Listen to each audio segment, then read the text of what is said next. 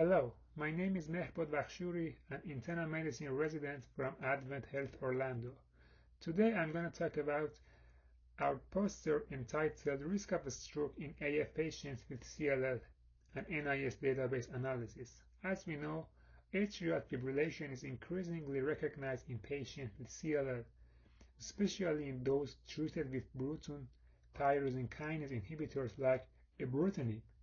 Clinical trials and meta-analysis showed AF rates ranging from 4% to 18% with this medication, which is several-fold higher than the general population. Proposed mechanisms include off-target kinase inhibition and treatment-emergent hypertension. While the AF burden in CLL is well established, the risk of thromboembolic events, particularly ischemic stroke, is not well defined, and the data are inconclusive. So this uncertainty motivated our study.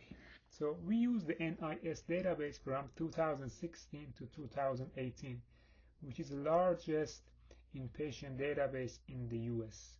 We included hospitalized patients with AF, identified comorbidities using ICD-10 codes, and excluded patients already on anticoagulation.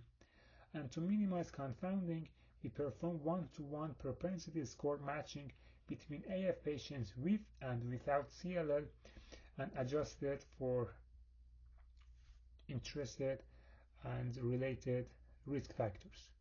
Logistic regression analyses were performed both before and after matching, and the primary outcome was ischemic stroke during hospitalization.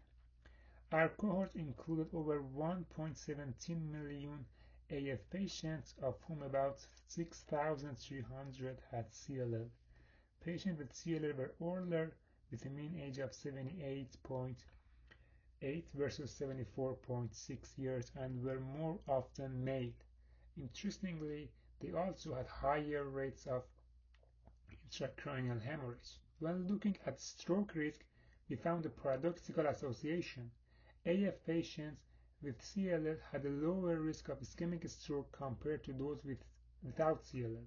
The odds ratio was 0.60 before matching, and this association persisted after matching with an odds ratio of 0.69, both highly significant with p-values of less than 0.001.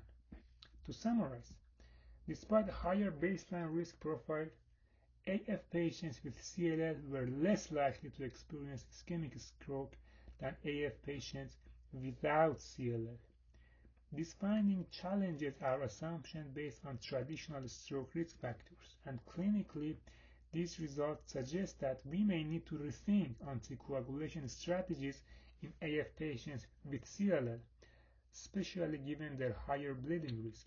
Future studies are warranted to confirm this paradox and explore underlying mechanisms, particularly in the context of BTK inhibitor therapy.